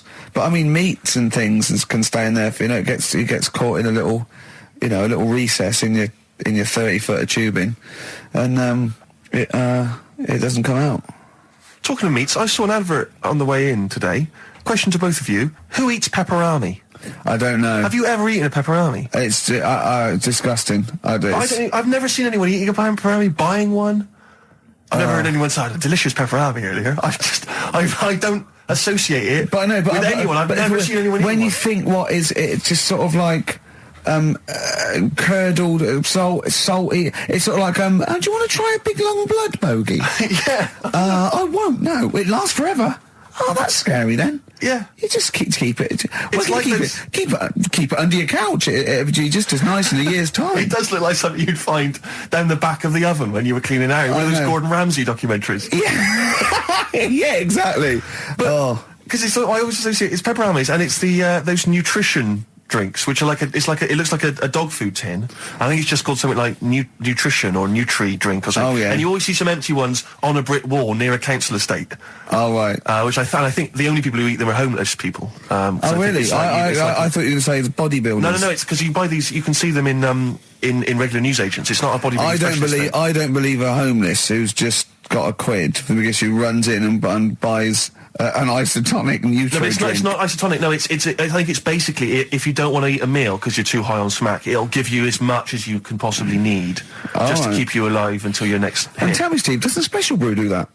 Or am I barking up the wrong tree with that? I don't know. Because they seem to be getting a lot of nutrition It from seems to me Special Brew. the people who make Special Brew now, they've just resigned to the fact that it's only homeless people who are drinking it. It's like, well, we may as well just market it chiefly at them. What's the advertising? Takes the edge off when you can't find smack. Yeah. Are you trying to sleep on Tottenham Court Road? Oh, God! Tom Petty and the Heartbreakers on XFM, Free Falling, Ricky Gervais, Steve Merchant, Karl Pilkington. Coming up after the ads, Rick, you'll be loving it. Go on. It's Knob News. Excellent. XFM. New Order, World, XFM 104.9, Ricky Gervais, Steve Merchant, Karl Pilkington, and it's Knob News time. We're all very excited. Now, last week's Knob News was what, Karl? Do you remember it was a man who grew a knob on his arm? Sure. No, he didn't grow it there, did he? He put it there. Well, I know that, but, yeah. Just popped it on his arm Yeah. a bit. Yeah. This week... Just a recap of the week's news. Right now it's the headlines. Well, we talked about it before. Do you know the little mouse that had an ear on its back? Yeah. Sure. Right. Well, you thought he had a bad time, right? Listen to this one. Mouse walking about with us, sort of wearing a monkey's testicle. They're just having a laugh. This is what I mean about a lot of scientists. What are they doing? When's that going to come in handy? I don't know what you mean. Well, they were seeing if, say if a fella loses one, right? Yeah. Hitler or whatever. And they go, well, don't worry about it. We can sort you out. I don't know what the monkey's going to do. I don't know if they keep passing them on or whatever. But the actual monkey testicle was put on the mouse. And it worked. It worked for the mouse. But isn't it I mean, isn't a monkey's testicle quite large in relation to a mouse? Would it not look like the mouse was on a space hopper or something? Oh yeah, it didn't look good. Well, they didn't put it where its testicles would be. No, they did. They put it. Well, how could it walk then? The ear was on his back, so he could just get about. Well, I don't know. But Well, you don't know, do you? You just guessed. Did they grow the monkey's testicles where the mouse Well, it testicles looked would? stupid anywhere else, though, wouldn't it? Oh, whereas a mouse with monkey testicles, that's fine. You'd be showing off. You'd be all right. I'd prefer that than the ear. When that mouse gets put back in with the other mice, do the other mice go, George, you look different. Have you had anything done? But the weird thing is, as well, apparently it still works as a monkey. What? So, like, what are you talking about? Like the sperm and that was it was still sort of monkey. Of course sperm. it was. What are you talking about? But that's weird. But what, Carl? What do you? It's only a thing to give it nutrients. That's all the thing they're testing. It's like grafting at that level. Right. What's your question? Because I'm right. What do you think? It would change eventually. It would have changed into a mouse testicle because it had been hanging round a mouse for so long. No, I thought the actual sperm of it though would be a mouse's. Why? Because it's hanging off a mouse. No, but your sperm is actually created in the testicles. So that's why it has to be outside your body. Otherwise, we put them in a nice little cage. But I'm guessing then that they've done this operation so that they can do it to humans. Yeah. Why would I want a monkey testicle if my kids are going to be monkeys? What use is it? No, think. That's no. That's going to happen anyway, Carl. Yeah, but think. Think of what you're saying. They've grown a monkey testicle on a mouse to see if it would still function as a monkey's testicle, okay? So they can do that to humans. So think, Carl. What they'd do is they'd grow a human testicle on a mouse and it could still be used as a human testicle. So what? To give you a testicle that you've lost. From a mouse? No, from another person who it was kept alive on a mouse. Because it's kept the nutrients alive, as opposed to keeping it in a deep freeze. Maybe bollocks go off after a week. I don't know. Maybe they get accidents. He had a little a card. Do you donate your testicles? Yeah, I'll tell you what. No one needs testicles yet. Let's keep them on a mouse. You have yours ripped off in some sort of bizarre skiing accident. You go, well, you go in a Battersea Dog Town. You pick the ones you want. They can grow them on anything. They can grow them on a Dachshund. Bulldogs are growing them usually that's where you see a bulldog. Usually that's waiting for an operate. What don't you understand, Carl? Hang on a minute. I thought this was knob news, not testicle time. I don't understand why. Yeah, testicle time's not for another 10 minutes. Yeah. No, it's all sort of linked and that, though, isn't it? Well, sometimes it's linked to a mouse. But what do you think about, like, I don't know, testing stuff out like that? Is it worth it? Could you not just go straight from... But listen, Carl, I'm getting this information from you. No, if this was on Question Time and someone said there were, Dimbleby and Paxman or whoever said it, I'd think about it as a moral dilemma. You've just said you saw a mouse with a monkey testicle. What do you think of that? I don't think anything of it. I don't think anything of it is the answer, Carl, because I can't trust the info. I cannot trust anything that comes out of your mouth. Well, it's true, but it's just all this. It's the same thing, innit? It's the leeches in a blender. It's the fella looking at an electron. Yeah. It's the mouse with an ear on its back. Yeah. I don't know what the point is. But you don't read on. Because I've seen you read somewhere and you're going, look at that. Man survives on eating knee. And I go, what else? You go, I didn't read on. I didn't read on. You look at the mouse with the ear on the back and you just think, that must be murder at a concert. You don't think. You don't think. No, I just think, is it worth sort of wasting You think he swallowed someone's ear? He gnawed it away and swallowed it and it's just in his system? Yeah. No, I just get a bit sad about the mice and that. I agree. I mean, that is sad, yeah. Of course, anything like that is awful. Well, saying that, I remember ages ago, they have a load of people on Oxford Street. Don't know if you've seen them, where they get you to sign stuff. Yeah. And the woman got annoyed with me, right, because she was saying about, drugs with animals, testing them out and stuff like that, which is bad. Yeah. And I was saying, yeah, it's really bad, and I was looking at the pictures and that. But I said, what would happen, if like the drugs, aspirin, and the monkey's got headache, is it such a bad thing? She got annoyed, didn't want to listen anymore. It's a good point, though, isn't it? At what point is it cruel to test stuff out and things? Yeah. Give it some Nurofen. It's happy. Yeah, well, I bet that's I bet that mouse had headache. Because everything must have been loud. The other mice squeaking must have done its head in. Yeah. Oh, that would give Turn him a that Nurofen. radio down. Give him a Nurofen, please. But listen, are we going to get Rockbusters out of the way quickly? Go on then, Let's do quickly. it. Might Give as us well the do it. clues. It's not going to take long, is it? Go on. Right then. So, 3 clues and that. Yeah, Initials of a band and artist. yeah. And win some stuff. Steve can go through the stuff. Ladder 49 better be in there. Oh, let me Got to just check. quickly It's ladder 40. You get on with those clues and I'll tell you what's happening. And this is the last time. The winner of this. No, we'll do it again next week. Oh, is it? And then there'll be 6 people, and we just draw someone out of a hat to win the signed Homer, the Nigel Tufnell, and the Us as Flanimals. Right, you ready But then? they've got great prizes. They've got Alias. They've got. They've got Alias, they've got The Aviator, a Batman cartoon series, M. Night Shyamalan's The Village, atrocious film, and Ladder 49, there it is. Brilliant. It's in there. Joaquin Phoenix, John Travolta. Their greatest challenge lies in rescuing one of their own. Brilliant. Go on then, Carl. Right, the first one then. When I'm ill, I throw up horse food. When I'm ill, I throw up horse food. How can that work? What's going on there? The initials there, I-H. Right? It's a band or an artist or a singer. Something like that.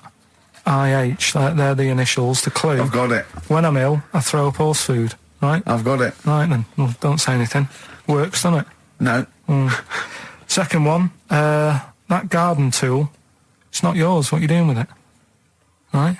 Yeah. That garden tool you're messing about with there, it's not yours. Yeah. Give it back. Right? What's that? ND. ND. Right? Artist or a band. What's going on there? Right? Third one, that male sheep sounds fed up. Why is he fed up? Right? TR. TR's the initials. That male sheep sounds fed up. What's going on? If you know the answers to them 3, email in ricky.gervais@xfm.co.uk, or you can text in 83XFM. Right? Great prizes. You can win yourself a copy of Ladder 49. Foo Fighters. Best of You on XFM 104.9. All right, Carl. You calm down now about science. It just does me head in, a lot of this stuff. I think I would have been better off sort of growing up in the 1940s or something. Why? Where there isn't as much science going on. People just live, don't they, for the moment. So You know what I mean? well, but what if you'd had to go to war? What? What All if right, you- maybe 1945, then I'd be happier. Just after the war. Just that bit after the war and before they started What messing age? about. What year would you want to be born? When was the war over? 45. Right. 46 then. But there'd be Born rationing. 46. There's rationing for another 10 years. 56 then. But there's a lot of science going on in Oh, 56. forget it. It just annoys me, all the messing about. They're always messing about with stuff, and I sometimes think, is it doing any good? Is what I mean. Mouse with ears, mouse with monkey's testicles. They're messing about with a mammoth now. Go on. Well, they're just saying, well, they're managing to knock one together. Who And you asked? just think, some scientist somewhere. Just Ew, messing Andy, about. Andy. No, but it's just, do you know, I mean, we've done it before about the do we need them thing. The amount of creatures and insects and that are knocking about. You've got that caterpillar that I mentioned walking about, it doesn't know where it's going. Get rid of them. The mammoth. The world's busy enough. It's crowded. It's overcrowded now. How much room are they going to take up? Do you know what I mean? Why are they doing it, Carl? Do you know? All you know is that they're trying to muck around with Because them. they can. Because that's all it is, isn't it? Because they can. They're messing about. Someone's Yeah. being paid to do stuff. What else are we here for? If not to try stuff out. What else are we here for? What do you mean? Well, what are we here for? Just to enjoy life, isn't it? Well, some scientists enjoy knocking a mammoth together. No, but don't worry about the mammoth. It died out. Maybe it died out for a reason. Why didn't Noah save it if it was important? Because Noah, what do you mean? Noah's not true, is it? Well, I don't know. There might have been some truth in it. What truth in it? That he put 2 of every animal that existed into an ark. How big was this then? Why didn't they eat each other? Yeah, I know. I'm not saying. Imagine the noise, Carl. Yeah. No, Trying to get a bit of kit there. There's points to that where I go, that didn't happen, because where could he have been where there was a hamster and an elephant and a crocodile? Where was he? you know what I mean? But none I'm of it's saying, true. What bit do you believe? What do you mean? It got a bit wet. What are we talking about? The mammoth or the... No. What is up with you? No, it's just that we had a No, lot... seriously, have you got brain damage? No, it's just that we had a lot of topics going on there. I just don't know which... No, we were talking about Noah. And then you suddenly go, I know where did we... What? The mammoth or Noah? What?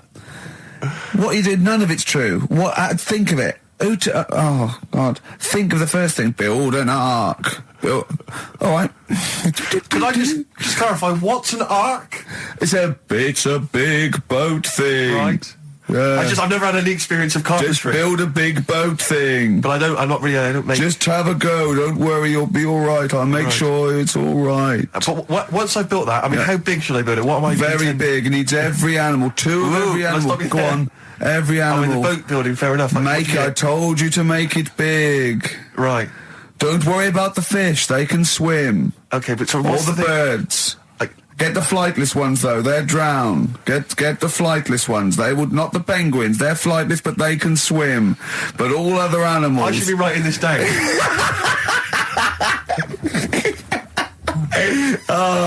Why? I mean, wouldn't you have took that opportunity to go, right, forget the, whatever. Man, the jellyfish didn't need to get in it, did it? But there's other animals where you can We go, don't need to be here. No. Because Karl is actually having a little argument with his own head.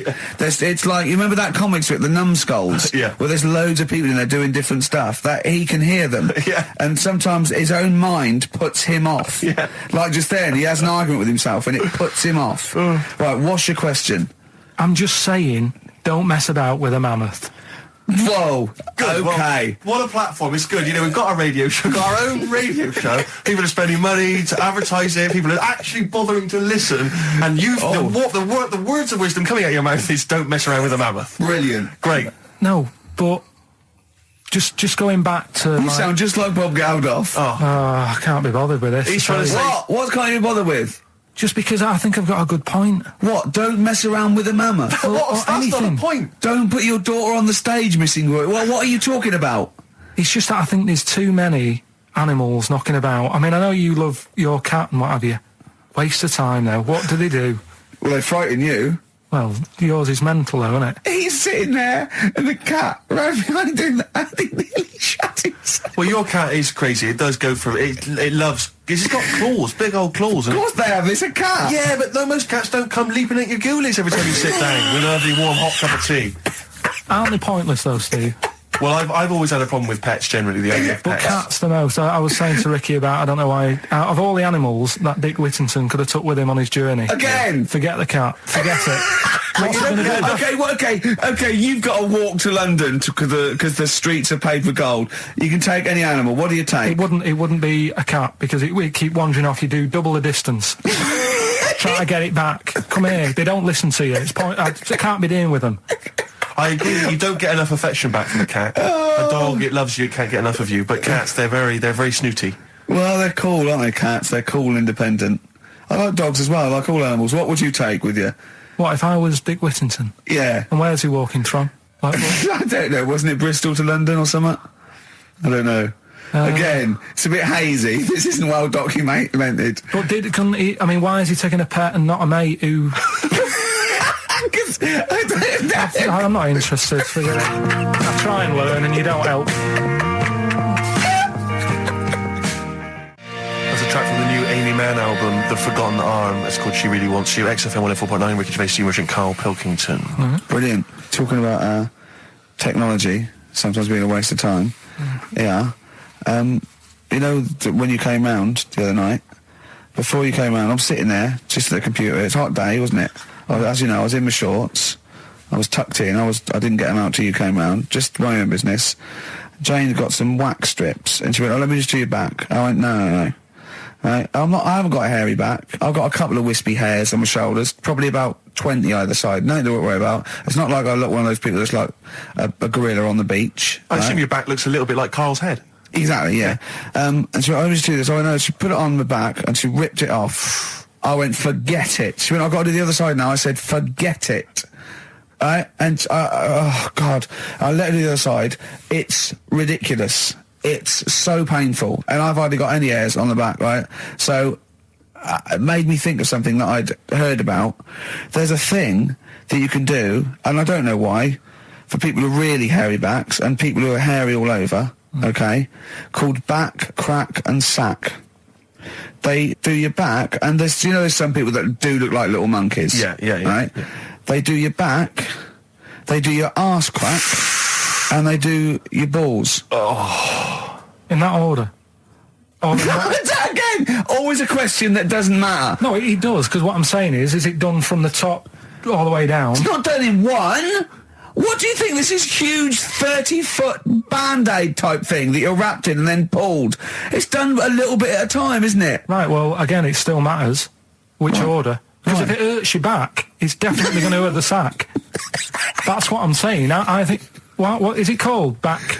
Crack and sack. Or sack, crack and back? No, it's called back, crack... I don't know. It's probably a marketing person said we've got it in order. You could probably choose which order you want them in, Carl. It's back, crack and sack. It should be sack. Sack, crack, back. Definitely. It should be sold like that. Why? Because like I say, if you're lying there, look, you've had half of your back done. If you went, forget it, right, there is no way you're going to have the sack done. Is it? No. I'm sorry, I wouldn't have the crack and sack done anyway. I don't know why people I'm not going to have a back done. It doesn't need doing. Where are people going where they've got to worry about the condition of the sack? At what event do you go to and you go, I've got to look sharp. I've got to look the part today. I don't know. The sack done. Nudists? No, because they're about being natural and that, isn't it? Normally they are airy, like that woman on holiday. Yeah, the women are, the men aren't. I don't know. Yeah, they all are sort of pretty airy. They believe in just leaving the body as it is. I think little gay fellas love it, don't they? Why are you looking at me? I don't know. I don't know. If you're a little gay fella and you've had it done, text in. Just text in. What's the text thing? 83 XFM. Just text in. Tell us what. I don't know. Is there any information that we're missing? Is it painful? I assume so. Of course it is. Why did you get it done? That's the question. Why did you get it done? Yeah. Why is it important to have a hairless arse? XFM. Touring breaks on XFM. Ricky Gervais, Steve Merchant, Karl Pilkington. Karl, are we doing your story with a song? Is that what you want to do? Yeah. Well, excited about it. Like what was it the other week? We did Babushka. Did Babushka. Yeah. Pinball Wizard. You said if he's deaf, dumb and blind, he doesn't even know he's playing pinball, which is... I just don't go to putting money in it. That's all I'm saying. Let him play pinball, but don't waste 20p or whatever. Good point. This week, right, do you know how I was saying... It is a good point, actually. It is a good point. Again, though, it wasn't a documentary. It was it's not... Didn't really happen. Yeah, well... Do you know how I was saying sometimes I listen to song... I like a song to be obvious what it's saying. Pinball Wizard was a good story. You need a song to be obvious. In the ghetto, it's a kid growing up and all that ghetto, rough area, gets killed for nicking cars and messing with guns and that. Living in the city, growing up in New York, rough area, how you cope with it and that, right? But they've got to be as simple as that. Otherwise, I'm not that I've got a brand new combine harvester. It's about like machine. It's brand new. Yeah. It's brand new. But even though it's new, he's willing to lend it out to other people. No, but what I mean is, if you start trying to be clever, the story's lost on you, innit? Yeah. Not necessarily me or Rick, but yeah, sure. Go on. We know what you mean. Go on. On Primates, yeah. Well, this song here, right? It's not an XFM song, and you'll probably hate the song, to be honest. Go on. What is it? What's the song? Yeah. It's Wonderful Tonight. Right? Eric Clapton. Okay, it's all right. It's a sort of bluesy sort of ballad from the late 70s. Yeah, it's all right. But I'm always arguing with Suzanne, because every time I hear it, I'm getting different pictures in my head. Yeah. Of, like, what's going on, right? Okay. And I'm convinced it's about, like, this little crippled fella in a wheelchair, right? And he's knocking about with his wife. And we if don't say cripple anymore, do we, Steve? Do we say cripple? I don't think we've said that since... 70s? I think it was the 70s when we stopped. All right, just a little fella in a wheelchair then. Okay. And the story, it's all sort of,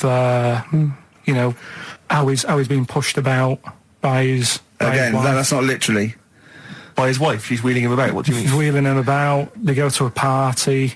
Everyone sort of looks round and looks at him. What makes you think that he's in a wheelchair? What's the clues? What's the words? There's loads of little things. It's like, like I say, something about his wife walking around with me and all that. Well, of course she is. She's pushing him about. But walking around. If someone said, "Oh, she was walking around with me," I'd think they were both walking around.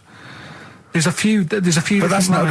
There must be another. There must be a reason why you suddenly thought that fella's in a wheelchair. Right. My wife's walking around with me. Put on your makeup, and I feel alright. No, and she's always saying, "Do you feel all right?" And that she's always asking him how he is. Yeah, but she's just listen. Let me play it, right? And try and picture the scene, right? But now I'm only thinking of a little fella in a wheelchair. Well, have a listen to it, and you know, just everything that's been said. Okay. Understand why I'm thinking what I'm thinking. No, never. Right, you ready? Yeah. No clue yet. Yeah. He's just sat there watching, probably. No. There's no.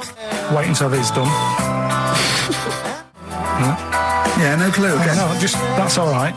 Right, that's just a woman getting ready, and he's fine. Yeah, he's just sat there, and he's got a great pair of legs. Right, well, he's sat there in the wheelchair watching. No, he's not in a wheelchair. Listen. Right. Yeah. Everybody looks at him. No, her. He's saying she turns heads.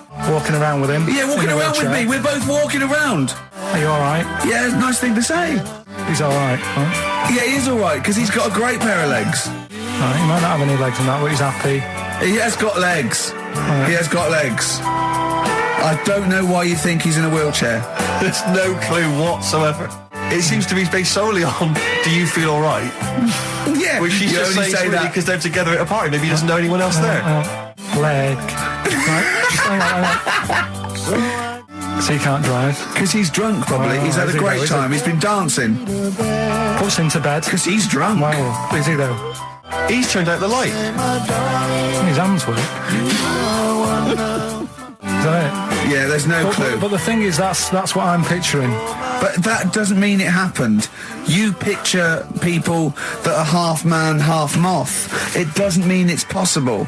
Do you know what I mean, Carl? What you think is usually not true. Suzanne is totally right. There is no reason. I have never, ever thought that Eric Clapton was singing about a little fella in a wheelchair.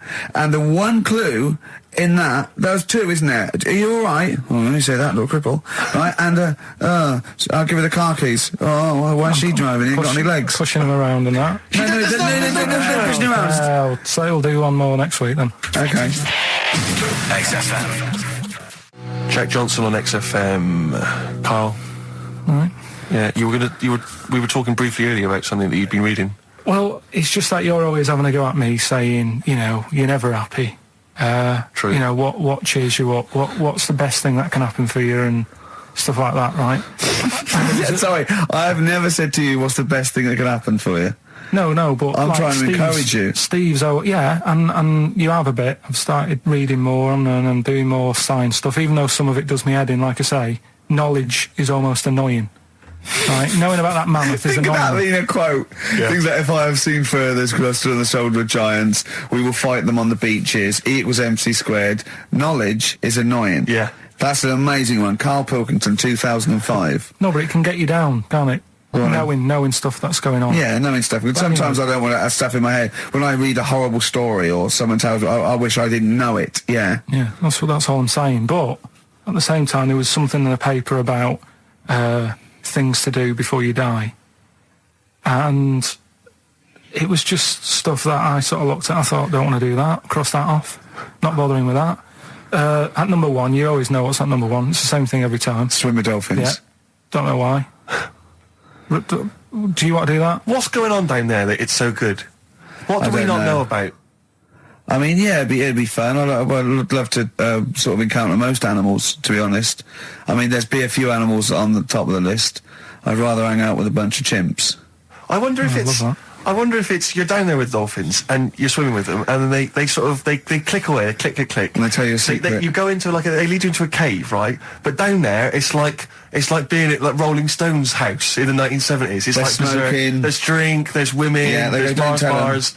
There's like They're eating tuna. They're loving tuna. they love it, but they can speak. They go, "Oh, this clicking stuff, it's nonsense." We're having a wild time. Then they go berserk, go crazy. It's 24 hours of non-stop debauchery. I think it's spiritual, but isn't it? never mention it to anyone else. It's incredible because they're so intelligent, and you know, do you know about dolphins though? How intelligent they are. Well, people keep saying that, but what have they done? Do you know what I mean? What's someone done that they've gone? I've read a book by a dolphin or whatever. What have they done that makes them so bright? It's the same way they go, you know, they look after you, they save you and that. There's got to be one bad un in that bunch. Of course there... Sorry, I wasn't suggesting they're all flipper. I'm not just they're constantly going round the oceans trying to save people. I mean, they're intelligent, you know. In what way?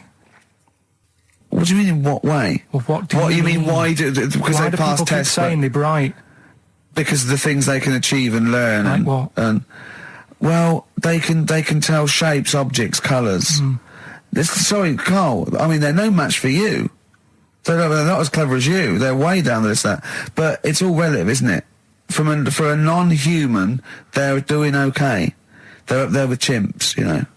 So what do you want to do before you die? Anything? Any achievements you want to have? Well, if I'm ill, I'd prefer to go to the doctors than to go with the dolphins. Yeah.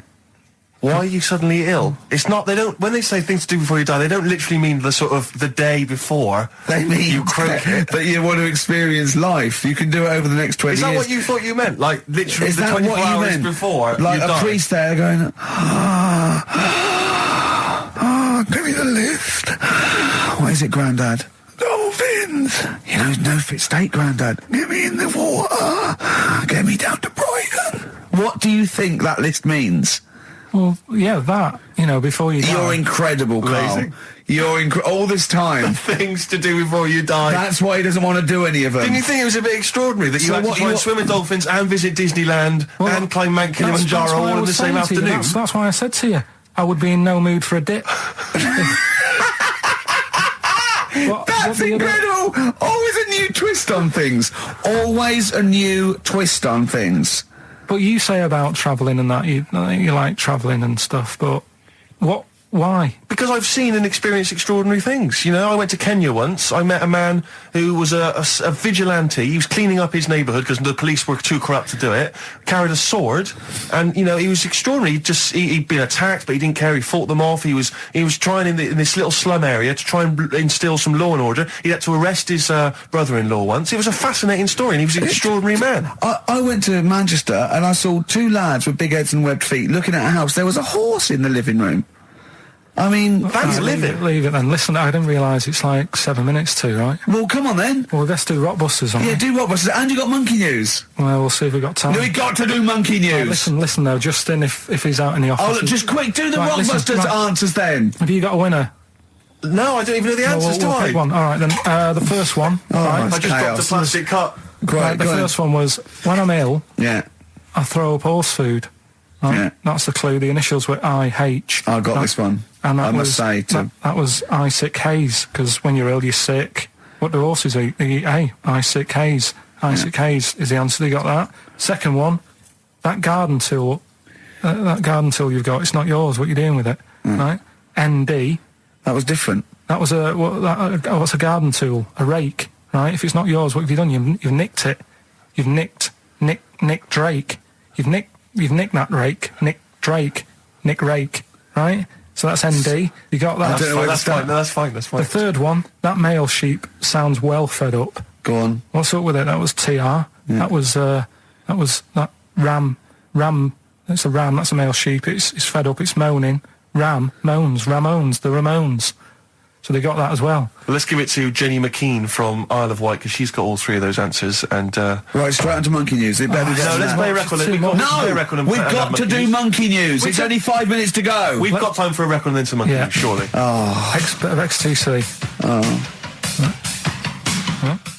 Making plans for Nigel XTC. Okay, let's play the jingle. Oh, chimpanzee that. Monkey news. Right. This happened in Pittsburgh. Right.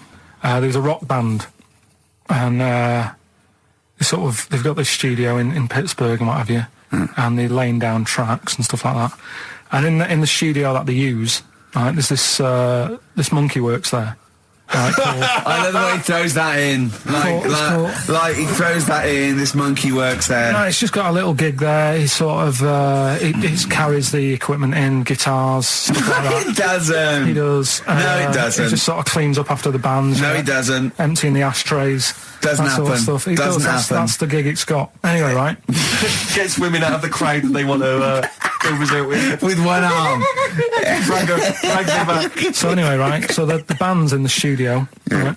And one of the band members brings some A&R fella to the studio to have a listen to the latest track. Right? Yeah. So they hit play, and they're all there going, "Yeah, brilliant, this is good." Oh no. Anyway, so the fella says, "Yeah, I like the track. I especially like the bass on it." Right. Right, this is bullshit. So This is rubbish. So And they hadn't laid down a bass track? so this is. Have you heard it? So Carl, the weird please thing don't is, do right, this to so me. the A&R fella goes, and Yeah. it's like the band members are stood about, and they're going, "That's good that you liked it." And they're saying, "Yeah, but what's he on about with the bass?" So they played it No, back. this is rubbish. This is absolute rubbish. Let's Where'd you just get hear this it, from? please, because we never get to the end. Let's hear it. This Let's is hear it. absolute nonsense. So they played it back. Yeah, right? and it's the chimp playing bass. Definitely not. So they were like, "That's weird. We haven't got a bassist." Anyway, so they go, "Well, whatever." Right? So We they haven't leave. got a bassist. So They go, whatever, let's go home. forget it. XFM.